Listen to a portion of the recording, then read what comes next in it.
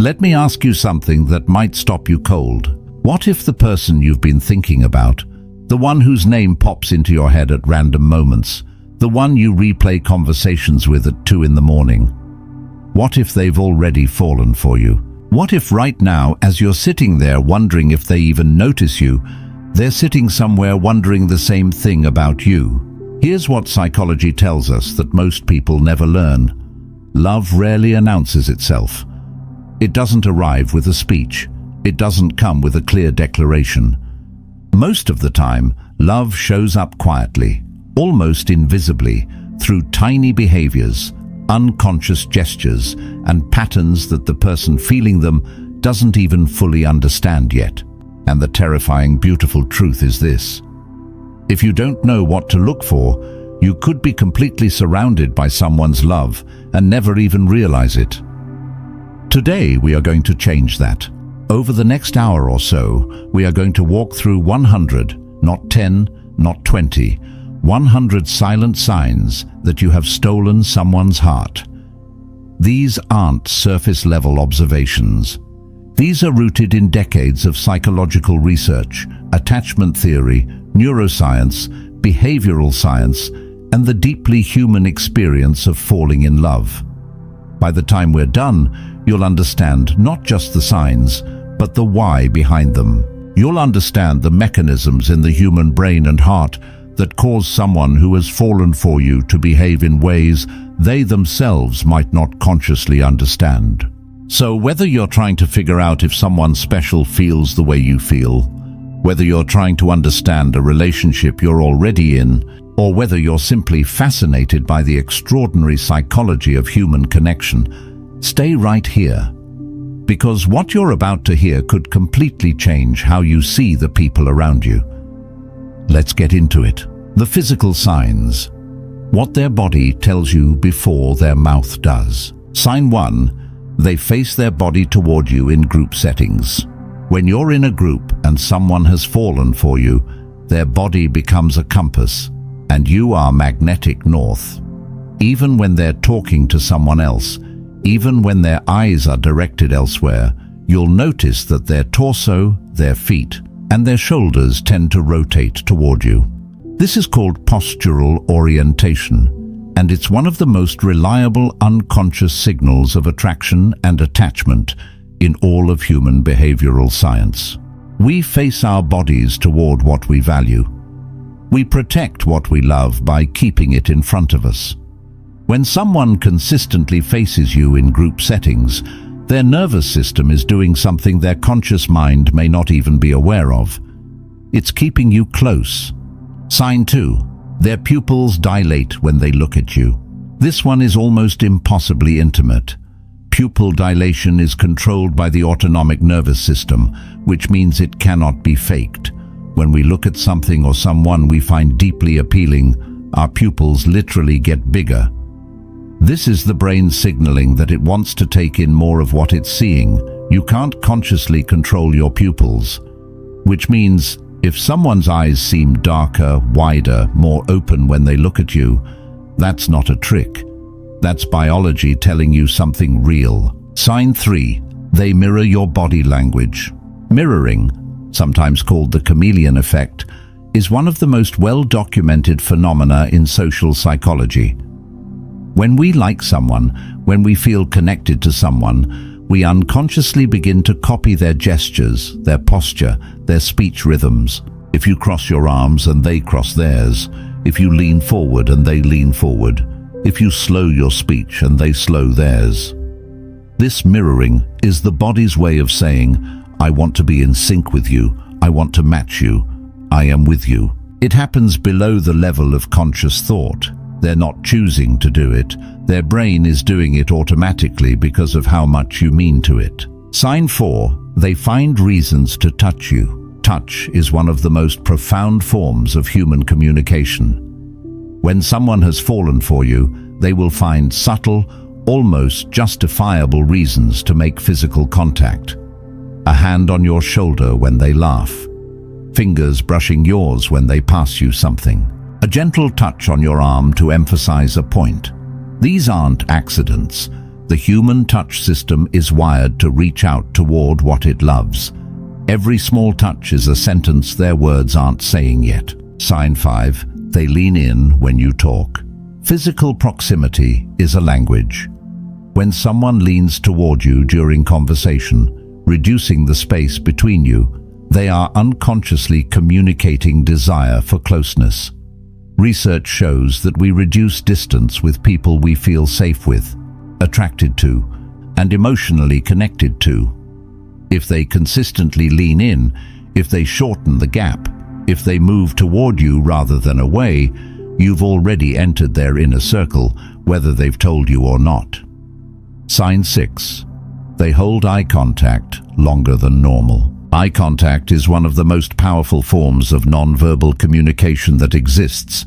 Normal social eye contact lasts about 3 seconds before we look away.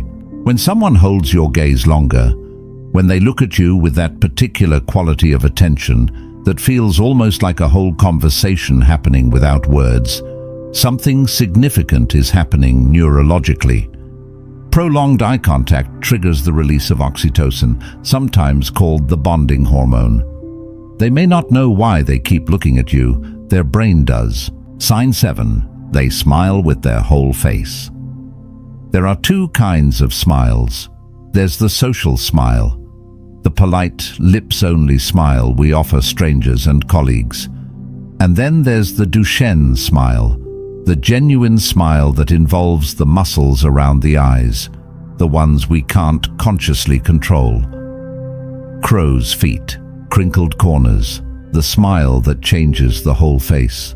When someone gives you the second kind consistently, when their smile reaches their eyes every time you're around, you're not just making them comfortable, you're making them genuinely happy in a way that bypasses performance. Sign 8. They get nervous around you in a specific way. There's a very specific kind of nervous energy that comes with being near someone you've fallen for. It's different from anxiety. It's almost electric. You might notice that around you, someone who is otherwise calm becomes slightly flustered. They might stumble over words. They might laugh too quickly. They might touch their face or hair. This is the sympathetic nervous system responding to someone who matters enormously. If their otherwise composed exterior cracks slightly around you, in a warm way, not an uncomfortable one, that crack is letting their feeling out. Sign 9. They groom themselves unconsciously when they see you. The moment someone who has fallen for you spots you across a room, something biological kicks in. They might straighten their shirt, touch their hair, stand up a little taller, check their appearance in some reflective surface. These behaviors are linked to the same mechanisms that drive mating behaviors across the animal kingdom. We want to present our best selves to the ones we love. If they seem to suddenly care more about how they look the moment you appear, you're the reason. Sign 10. Their voice changes when they talk to you. Research from vocalization studies consistently shows that people modulate their voice tone, pitch, and rhythm when speaking to someone they're attracted to or emotionally connected with. Men often lower their voice. Women often soften theirs. Both tend to slow their speech and increase their vocal warmth. If their voice sounds different with you than it does with everyone else, if there's a different quality to how they speak to you, that difference is a signal. Pay attention to it. Eat. The behavioral signs. What they do that speaks louder than any words. Sign 11. They remember the small things you say. This might be the one that gets me every time. When someone has fallen for you, they hang on your words, not just the big things. They remember the small things. The offhand comment you made about your favorite childhood cereal, the book you mentioned liking 2 months ago, the name of your childhood pet, the thing that scared you when you were 7. They remember because when you love someone, every piece of information they share about themselves feels valuable. It feels like a gift. And you don't throw away gifts. Sign 12. They notice when you change something about your appearance. If you get a haircut, they notice. If you're wearing something new, they see it. If you're having an off day and your eyes are tired, they catch that too. This heightened awareness of your physical state is a sign that they are paying a quality of attention to you that goes beyond politeness. We notice the details of the people we're studying, and we study the people we love. Sign 13, they make themselves available to you. This one requires a little nuance. When someone has fallen for you, their schedule mysteriously becomes more flexible around yours. They find time for you that they might struggle to find for others. This isn't just about being a good friend, it's about prioritization. The people we love, we make time for. When they consistently rearrange, show up, or make themselves available, that's not coincidence. That's love doing practical logistics. Sign 14, they remember your schedule. If they ask you about a job interview you mentioned, follow up on a stressful event you had coming up, or seem to know your weekly routine better than you expected, it's because they're mentally tracking your life. This is a form of care that most people don't even realize they're doing. When someone matters to you, the timeline of their life becomes something you naturally keep in mind. Sign 15, they go out of their way to help you, not just when it's convenient. When someone has fallen for you, they will inconvenience themselves to make your life easier.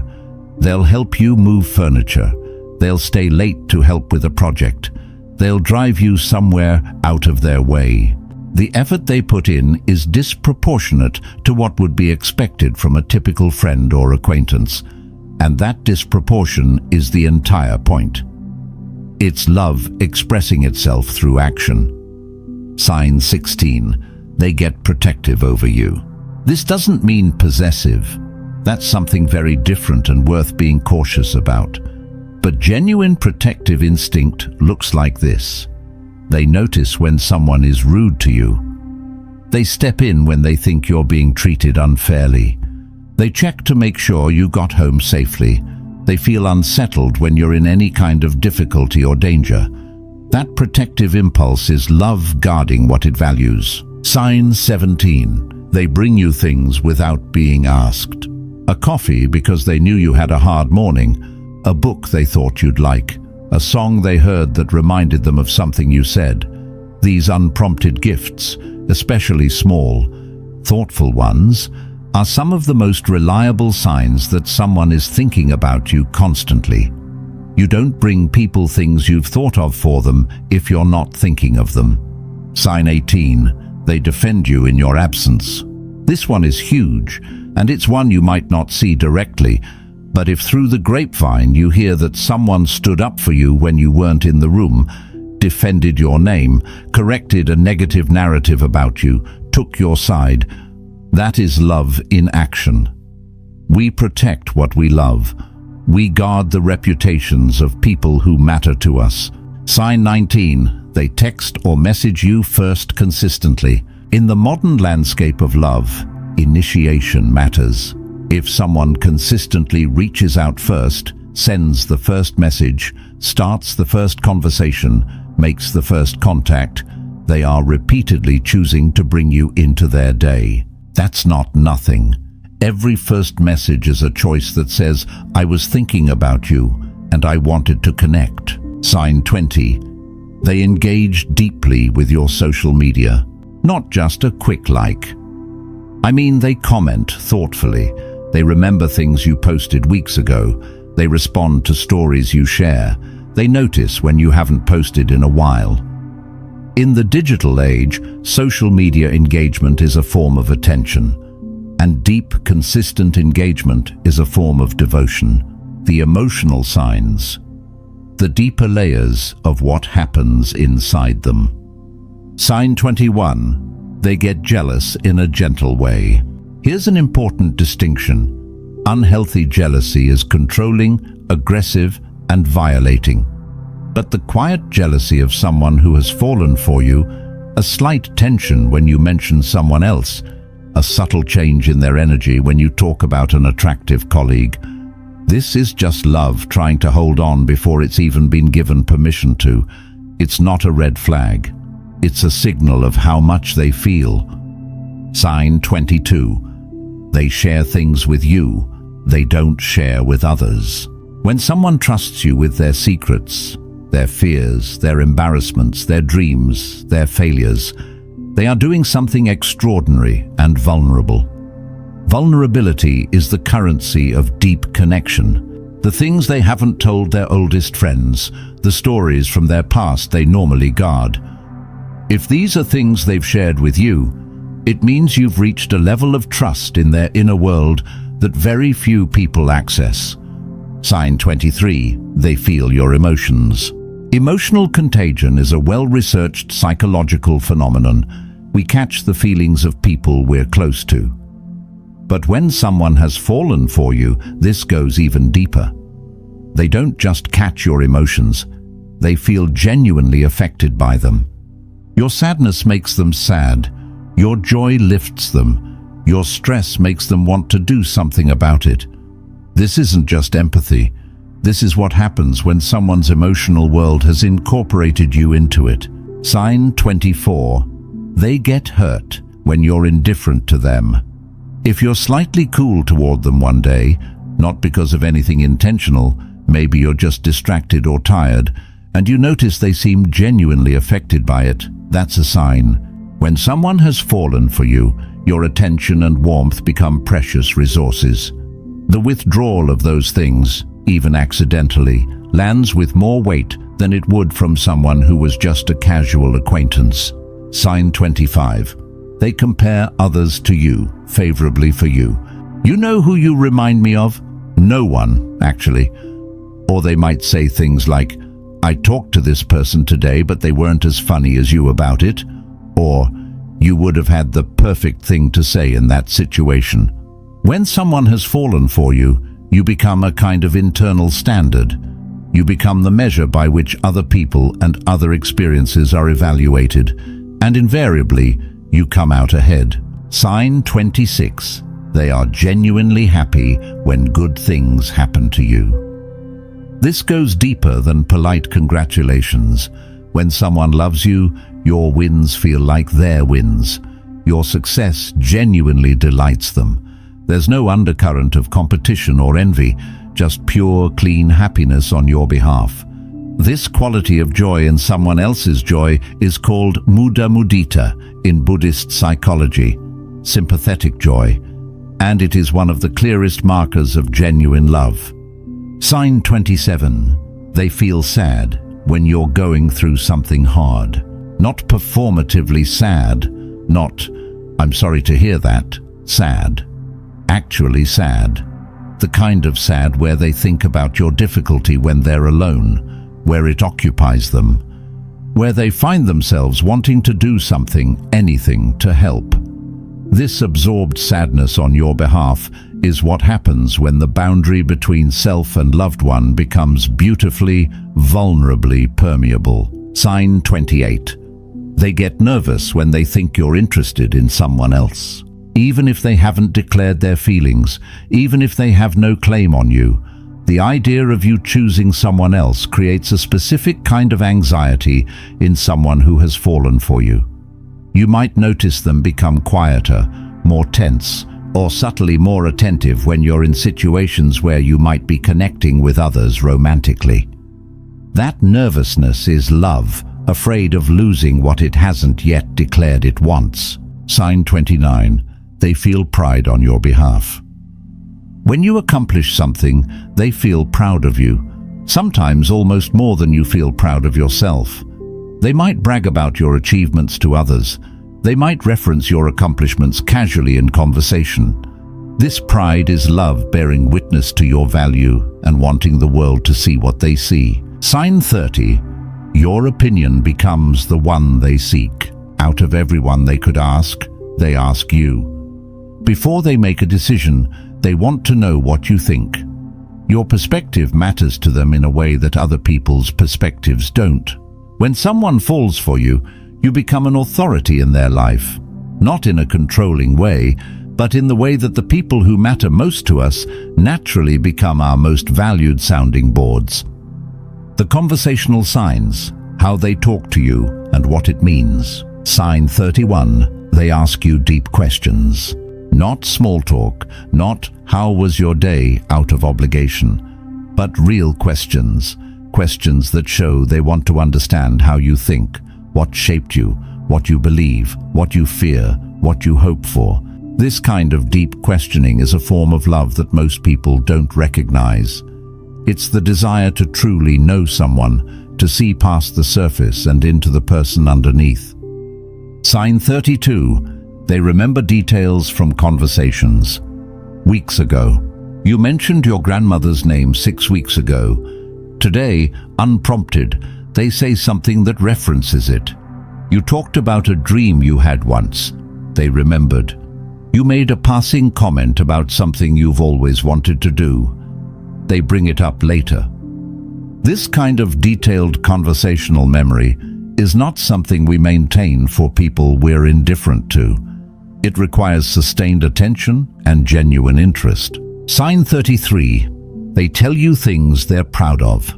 When someone cares about your opinion, they want you to think well of them. They'll share their achievements, not in a boastful way, but in a way that's clearly hoping for your approval, your excitement, your validation. They want you to know what they're capable of. They want to be impressive in your eyes. That desire to impress is the seeking of love through demonstrated worth. Sign 34. They bring you into their future plans. Casually. We should go there sometime. You'd love this restaurant and we should check it out. When you meet my sister, you'll see what I mean. These casual future references, where they include you in their imagined tomorrow, are some of the most revealing signs in this entire list. You don't casually include someone in your future unless you're already imagining them there. And you don't imagine someone in your future unless they've taken up residence in your heart. Sign 35. They laugh more around you. Laughter is intimate. We don't give our real laughter to just anyone. We give our polite laugh to people we're performing for, and our real laugh, the unguarded, slightly undignified, genuine laugh, to people we feel safe with. If you bring out their real laugh consistently, you've gotten past their performance and into their actual self. That's a privilege, and it's a sign. Sign 36. They find significance in the things you share. You send them an article, you recommend a movie, you mention a quote you love. For someone who has fallen for you, these shares are treated as if they come wrapped in importance. They'll watch the movie you mentioned. They'll look up the quote. They'll engage with the article. And they'll come back to tell you what they thought because your recommendations have become referendums. Things worth taking seriously because you thought they were worth mentioning. Sign 37. They tease you in a specific way.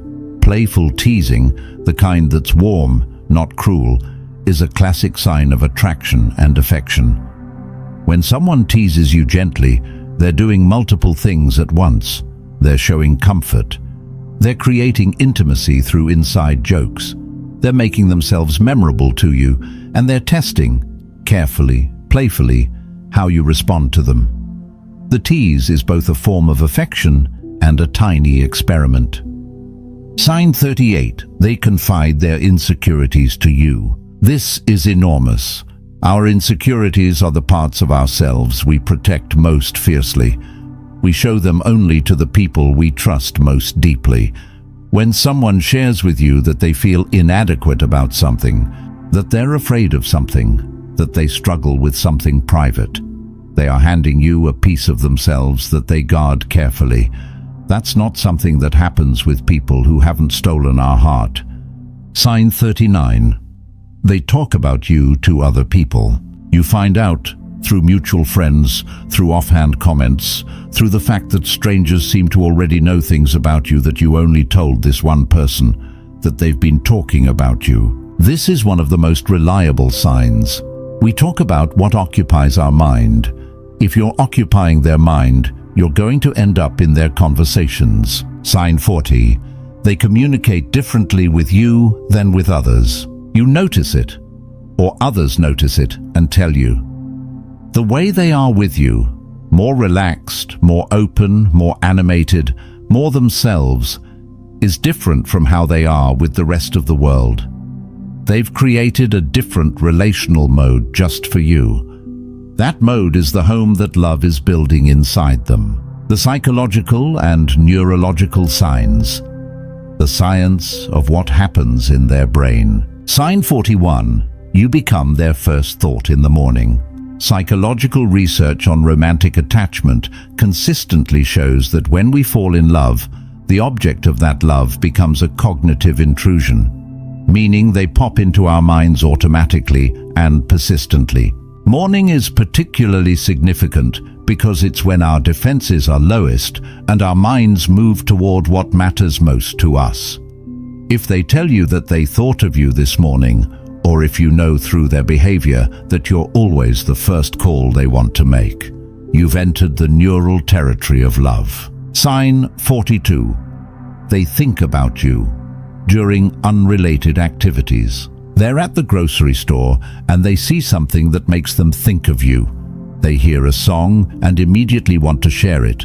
They experience something funny and their first thought is how you'd react to it. This kind of intrusive, constant mental presence, where you show up in the middle of completely unrelated experiences, is the hallmark of romantic love. The brain has essentially tagged you as priority. Everything passes through the filter of you. Sign 43. Your absence affects their mood. When you're not around, something is slightly off. When you reappear, something lifts. This isn't codependency. This is the very natural way that love creates a baseline elevation in mood simply through the presence of the beloved. Your absence creates a deficit. Your presence restores something. If the people around them notice they seem happier, brighter, more energized when you're there, you're the reason. Sign 44. They experience time differently when they're with you. Have you ever had someone say to you, "I can't believe it's already been 3 hours"?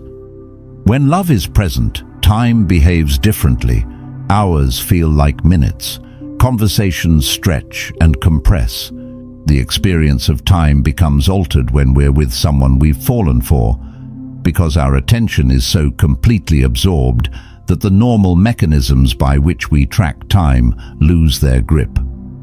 If they consistently seem shocked by how much time has passed when they're with you, you're the anomaly their brain is too engaged by to track the clock. Sign 45.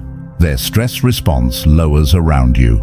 Research by psychologist Dr. James Cohen has shown that simply holding the hand of or being near someone we love measurably reduces neurological threat response. When we're attached to someone, their presence literally calms our nervous system. If someone seems to exhale when you walk into the room, if the tension visibly leaves their body, you've become a regulation resource for their nervous system. That's not a small thing.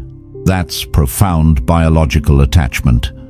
Sign 46. They idealize you slightly. This is a well-documented psychological phenomenon called positive illusions in relationships. When we fall in love, our brain tends to perceive the beloved as slightly better than they actually are. More attractive, more intelligent, more virtuous. This isn't delusion. It's the brain's way of investing in the relationship. If someone seems to consistently see you through a more flattering lens than you see yourself, if they seem to think more highly of you than you think the evidence warrants, love is adjusting their prescription. Sign 47. They feel separation anxiety from you.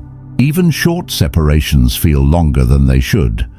If they're going to be away from you, traveling, taking a break from contact, being apart for any reason, and they express, or you can detect, a disproportionate awareness of that separation, that's attachment at work.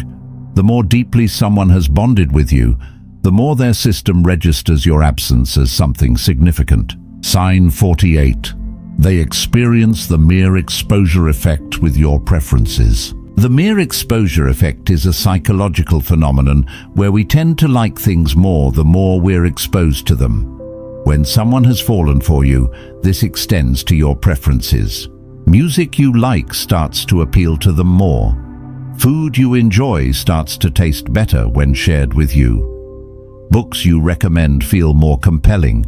They begin to inherit your tastes, not because they're being fake, but because the positive feelings they associate with you transfer to the things you love. Sign 49. Their risk tolerance changes around you. There is substantial psychological evidence that feelings of love and attachment make us more willing to take certain risks. Specifically, the risk of being vulnerable, of being seen, of putting our emotional well-being in someone else's hands. When someone who is typically cautious, reserved, or private begins to open up around you, begins to take emotional risks with you that they don't take with others, love is shifting their risk calculus. Sign 50.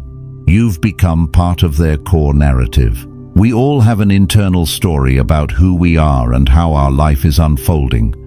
When someone falls in love, the beloved becomes part of that story. You start showing up in how they make sense of their days, their decisions, their future. If you find that they regularly reference you in their self-narrative, "I was telling you about this because you're the person I talk to," or "This reminded me of something in my life that involves you," you're not a peripheral character in their story. You're becoming one of the leads. The subtle social signs, how their public behavior around you changes. Sign 51. They introduce you proudly. There's a difference between a casual introduction and a proud one.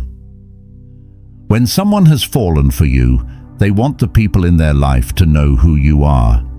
They introduce you with a certain warmth, a certain enthusiasm. They make it clear, through tone, through the way they position you, that you matter. You're not just someone from work. You're presented as someone significant, even if they haven't put a label on what you are to each other. Sign 52. They want you to like their people, and they want their people to like you. When someone falls for you, bringing you into their social circle becomes emotionally important. They might be nervous before introducing you to their close friends. They might check in afterward. "So what did you think?"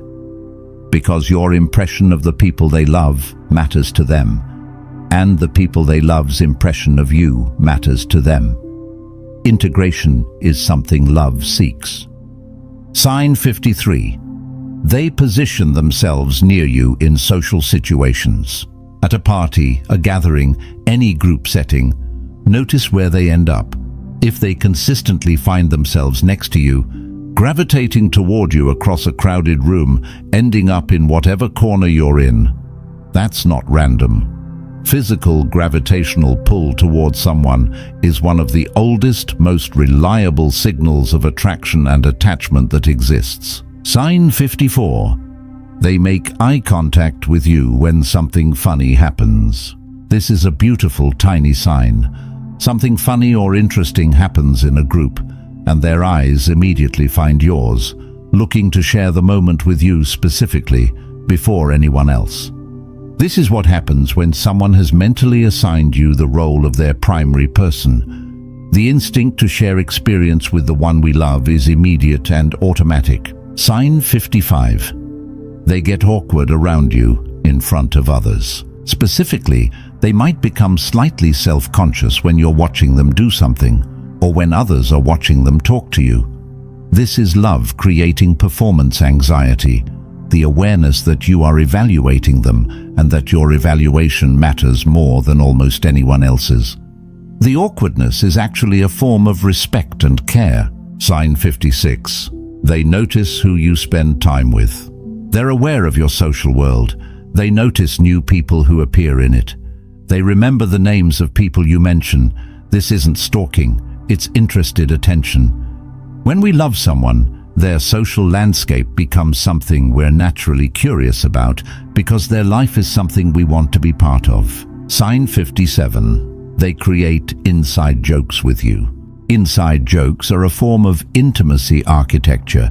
They build a small, private world between two people that excludes everyone else. When someone works to create and maintain inside jokes with you, they're building that private world on purpose. They want something between you that belongs only to you. Sign 58. They advocate for you socially. When someone speaks well of you to others, encourages others to trust you, positions you favorably in social situations, they're using their own social capital on your behalf. This is a significant act. We don't spend our social capital on people who are peripheral to us. We invest it in the people who matter most. Sign 59. They try to impress the people you respect. If you mention someone you admire, a parent, a mentor, a close friend, and they seem to care what that person thinks of them, that's telling. When someone has fallen for you, impressing the people who matter to you becomes important to them, because they understand that being accepted by your tribe is part of being accepted by you. Sign 60. They maintain contact across social contexts. It's not just one setting, not just work, not just the group you both belong to. They find ways to be in contact across multiple contexts, reaching out in different settings, showing up in different parts of your life. This multi-context presence is a sign that they're not keeping you compartmentalized. You're not fitting into one box in their life. You're spreading across them. The long game signs, what they do, over time, that reveals everything. Sign 61. Their consistency doesn't waver. Real love is consistent. It doesn't run hot and cold. Over time, someone who has genuinely fallen for you maintains a steady, warm, interested presence. They show up the same way, or with increasing warmth, as time passes. Infatuation peaks and crashes. Love sustains. If their behavior toward you has been reliably consistent, not perfect, but reliably warm and attentive, over an extended period of time, what you're seeing is not a phase. Sign 62. They show up during difficult times without being asked. When something goes wrong in your life, when you're sick, when you're stressed, when you've lost something, when you're grieving, they appear. Without being explicitly asked, without needing the situation explained in detail. They simply show up, offering presence, help, whatever is needed. This is one of the most significant signs in this entire list, because it requires effort, sacrifice, and genuine prioritization. People don't show up for people they don't love. Sign 63. They grow and change in response to knowing you. This is subtle but profound. When someone has fallen for you deeply, you begin to influence them, their perspectives, their habits, their interests, their growth. They might take up something you love. They might reconsider a view they held after conversations with you. They might become more something, more patient, more open, more curious, because you've modeled those qualities. We are changed by the people we love. If you can trace growth in them that connects to their relationship with you, you're not just in their heart, you're shaping their character. Sign 64. They keep their promises to you. Small promises matter. When someone tells you they'll do something and then does it, every time, consistently, they're showing you that your word matters to them, that your expectations of them are something they take seriously. Keeping promises is a love language that doesn't get nearly enough attention. It's quiet, it's not dramatic, but it is completely reliable. Sign 65. They bring up things from your shared past. References to shared memories, even small ones, are a sign that someone is holding your time together as meaningful. Remember when we is the beginning of a sentence that only someone who values the relationship you've built would say. When they revisit your shared history, they're telling you that it lives in them, that it matters to them, that they've been keeping it. Sign 66. They evolve the relationship toward greater closeness. Over time, the relationship deepens rather than stagnates or retreats. They want to know you better, be closer to you, spend more time with you, have deeper conversations. Each stage of the relationship is a stepping stone they're walking toward, not away from. This momentum, This gravitational pull toward greater closeness is love in motion. Sign 67, they stay through difficult periods. When there's tension between you, a conflict, a misunderstanding, a period of difficulty, they stay. They work through it rather than retreating. They come back. They repair. This staying power through friction is one of the most important and underappreciated signs of genuine love. It's easy to be in someone's life when things are pleasant. What they do when things are hard, that's the truth. Sign 68. They adjust their behavior based on your feedback. When you express a preference, a discomfort, a need, and they actually change their behavior in response, that's profound respect and love. Many people hear feedback and ignore it. Someone who has fallen for you hears feedback about how to love you better and acts on it. This attunement, this willingness to adjust to what you need, is one of the hallmarks of genuine deep attachment. Sign 69. They invest in the relationship practically. Time is a resource. Energy is a resource. Attention is a resource. Money sometimes is a resource. When someone consistently invests these resources in the relationship, in activities that strengthen it, in gestures that communicate care, in effort that makes your shared life better, they are making a practical statement about what they value. We invest in what we believe in. Sign 70. They reference a future that includes you without being asked. Months into knowing you, they're still saying, we should, and we could, and when we do this together. The future they're imagining hasn't stopped including you. In fact, it might be including you more.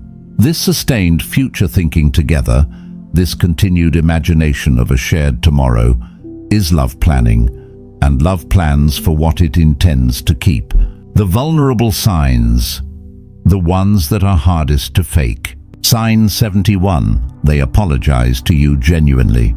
Not the "I'm sorry you feel that way" non-apology, not the defensive, self-protective apology. The real one, the one that says, I see how I hurt you. I take responsibility for it. I want to do better. A genuine apology is an act of ego submission, and we don't submit our ego for people who don't matter deeply to us. Sign 72, they cry in front of you. Or they almost do, and you can see them fighting it. We guard our tears because tears represent a loss of composure, a moment of vulnerability that feels exposing. When someone allows themselves to cry in front of you, or even nearly cries, when they let that barrier come down, they're trusting you with something intimate. Tears are truth. If you've seen theirs, they trust you with their truth. Sign 73, they tell you when they're scared. Not the surface fears, spiders, heights, the real fears. The fear of failure, of never being enough, of being alone, of not mattering. When someone tells you their real fears, they're letting you into the most private, unguarded parts of who they are. We share our deepest fears only with the people we believe won't use them against us, which means people we love and trust at the deepest level. Sign 74. They ask you for help. For many people, asking for help is one of the most vulnerable acts they know. It requires admitting inadequacy. It requires trusting that the help offered will be genuine. When someone asks you for help, especially with something personal, difficult, or intimate, they're not just asking for assistance, they're choosing you as the person they're willing to be vulnerable with. That's a choice love makes. Sign 75. They tell you about their failures, their regrets, the things they got wrong, the times they disappointed themselves or others. We protect our failure stories because they feel like evidence of inadequacy. When someone shares those stories with you, they're taking the risk that you'll see them clearly, not just at their best, but as they are.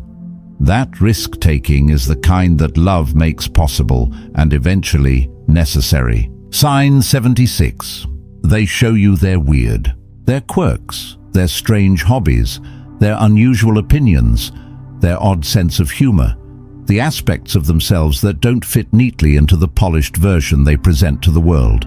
When someone lets you see they're weird, when they stop performing normal and just are around you, they've decided at some level that you're safe, that your acceptance matters, and they're betting on it.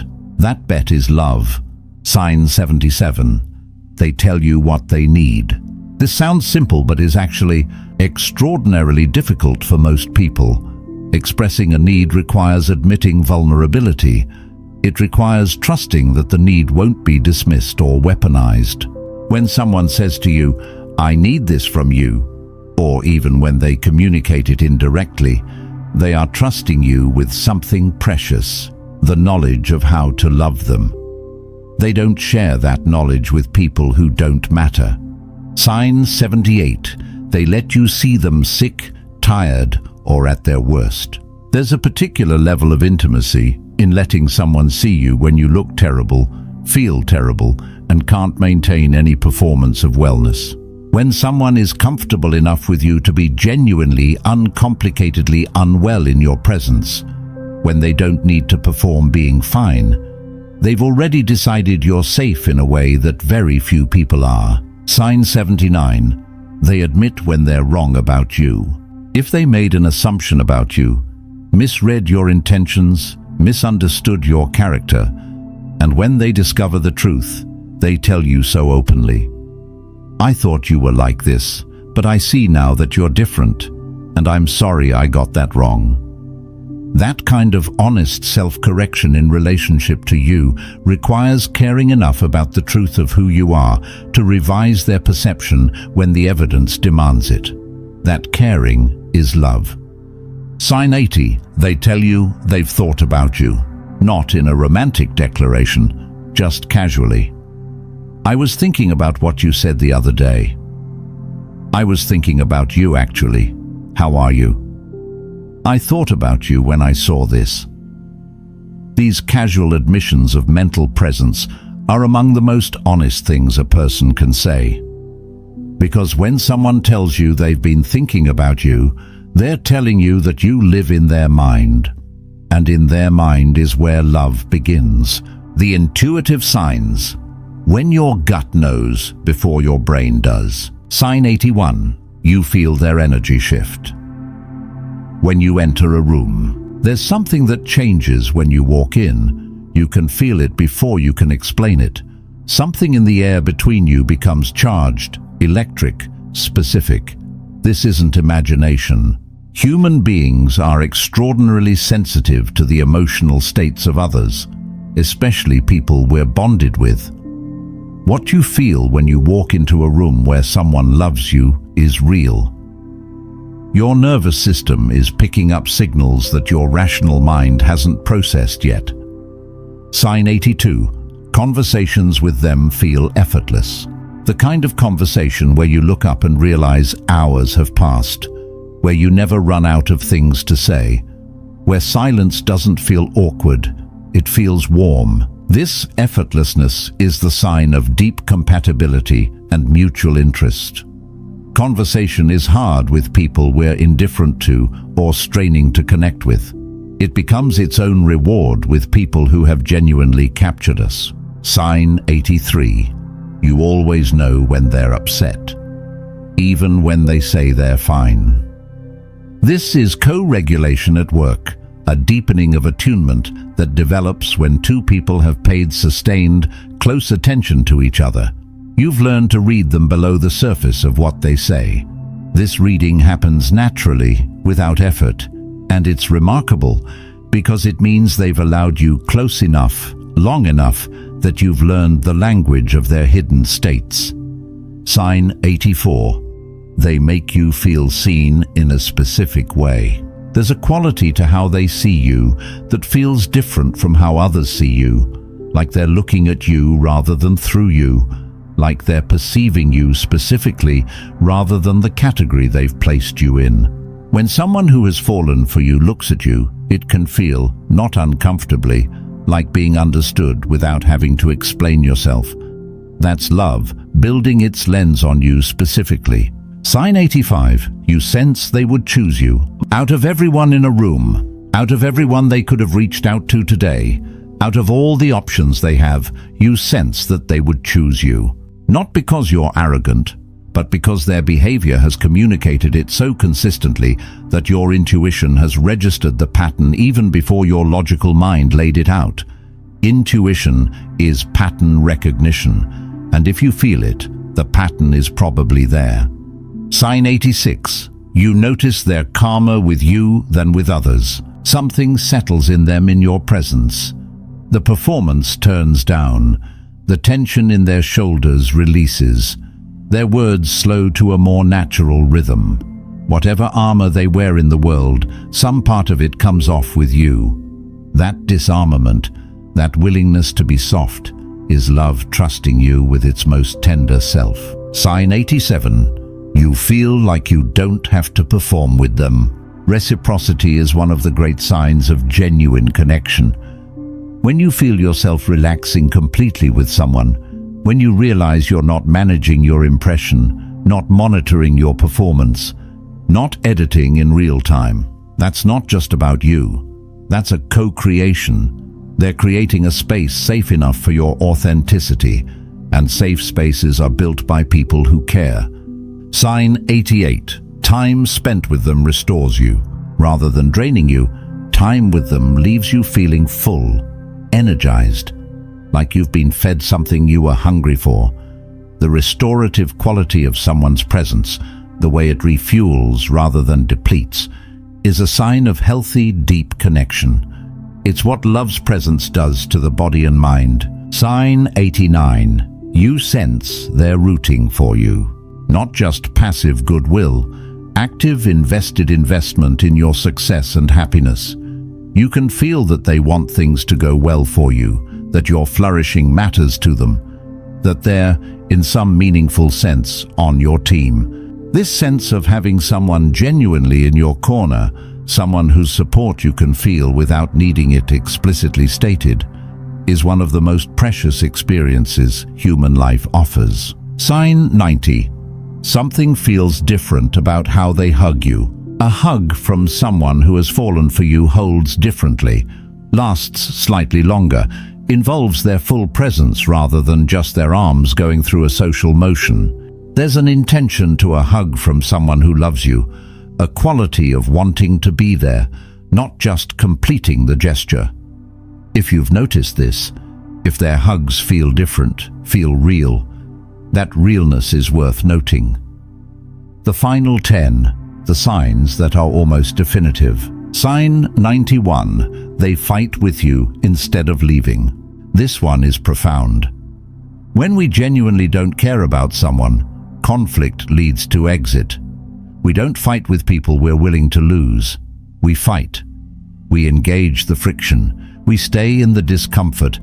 We argue because we want to find the solution with people who are worth fighting for. When someone engages in conflict with you rather than shutting down or walking away, they're saying, this relationship is worth the difficulty of working through this. Sign 92. They celebrate your successes without competing. There's no pang of, but what about me, when you share good news. No comparative diminishment of your achievement, just full, clean, genuine delight in your success. This is called non-competitive empathic joy, and it is one of the rarest and most beautiful qualities a person can offer you. When you have it from someone, you have something precious. Sign 93. They stay curious about you over time. This one is perhaps the most significant of all the long-term signs. In early attraction, curiosity is easy. Everything is new. But when someone remains curious about you after months and years, when they still ask questions, still want to understand your changing thoughts, still want to discover new things about you, that curiosity is the engine of long-term love. Curiosity sustained over time is devotion in action. Sign 94. They tell others that you're someone worth knowing, not to impress you, not because you asked, but because they genuinely believe it and want others to experience what they experience with you. When someone advocates for your worth to the world without being prompted, when they become a kind of ambassador for you among people who haven't met you, that's love that has moved from private feeling to public testimony. Sign 95. They've changed something in themselves because of you, and they'd acknowledge it. You made me think differently about this. Since knowing you, I've become more aware of. You changed something in how I see this. When someone credits you with positive internal growth or change, they're acknowledging you as a significant force in their interior life. You don't acknowledge that kind of influence to people who haven't earned a permanent place in your story. Sign 96. They choose to spend their free time with you. Not obligated time, not structured time, spare, unscheduled, genuinely free time. The time we guard most jealously for what matters most to us. If they consistently choose to spend their leisure, their rest, their playtime with you, or thinking about how to connect with you, you have won the competition for their most precious resource. Sign 97. They remember not just what you said, but how you said it. Not just the content of your words, but the tone, the emotion, the context. You said it in this way, like you were really trying to be brave about it. That level of attentional detail, that quality of listening where they're receiving not just the message, but the whole emotional package it comes in, is love listening. It's the most attentive kind. Sign 98. They want to understand your history, your past, your childhood, your formative experiences, your old wounds, the story of how you became you. This kind of deep biographical interest, wanting to understand not just who you are now, but how you got here, is love wanting to know the whole person. Not just the version of you they've met, but every version that led to this one. Sign 99. You are their safe place. They call when something goes wrong. They come to you when they're overwhelmed. They seek you out when they need to decompress, to be held, to be heard. You have become, in their internal world, a regulation resource, a place that their nervous system associates with safety, comfort, and restoration. When you become someone's safe place, you have crossed a threshold in their life that very few people cross. You are not peripheral to them. You are essential. Sign 100. They have told you somehow, some way. And here is the last sign, and perhaps the most important one of all.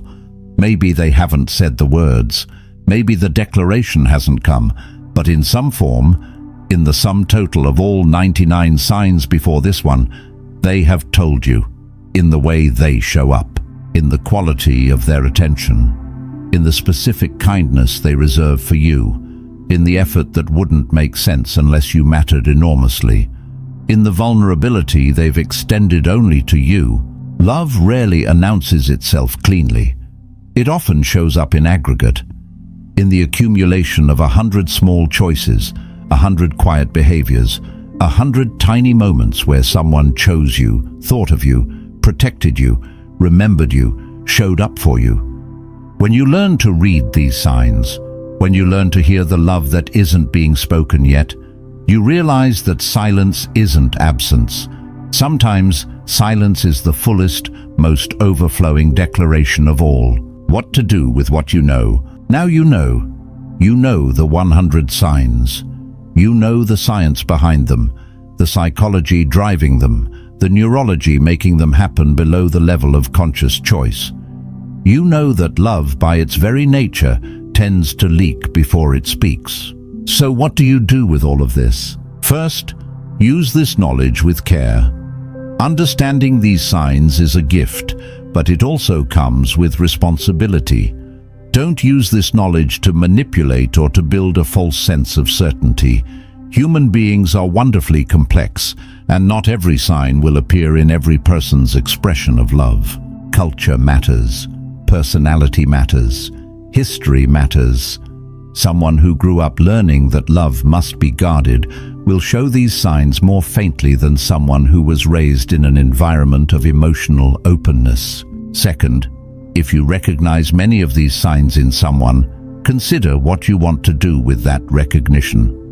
Sometimes the most powerful thing you can do is to create a safe space for their love to become declared, to make it clear through your own openness and warmth that vulnerability in your direction is a safe bet. Third, consider whether you're showing these signs yourself.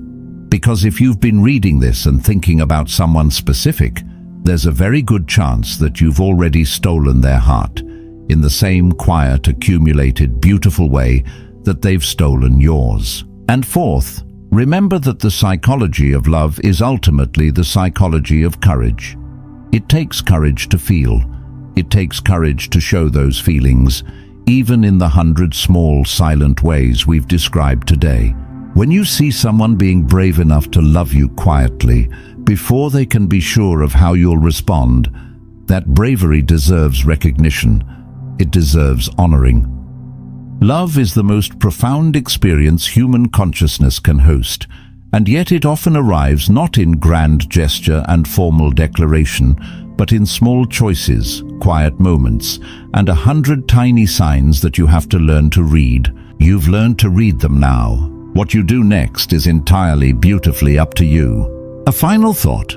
There is a moment in every love story, long before the story has a name, long before anyone has said anything significant out loud, where one person looks at another and thinks, "This one." I don't know exactly what this is yet, but I know that this one matters in a way that others haven't. That moment is the birth of everything we've talked about today. Every sign we've discussed, every unconscious gesture, every lingering look, every remembered detail, every protective impulse, every chosen presence, originates from that quiet, private, unannounced moment of recognition. And the remarkable thing, the thing worth sitting with, is that this moment usually happens without fanfare. It usually happens during something small. A laugh, a look, a moment of unexpected honesty, a small kindness that went where it wasn't looking for anything. Love is not born in the grand moments. It's born in the ordinary ones, when something in us says, quietly, certainly without needing to explain itself, "Yes, this one." May you have the eyes to see when someone is saying yes to you, and may you be brave enough to say yes back. This concludes our exploration of 100 silent signs you've stolen someone's heart. If any part of this resonated with you, if you found yourself thinking of a specific person or recognized yourself in these descriptions, that recognition itself is a sign. Pay attention to it. The heart knows what it knows.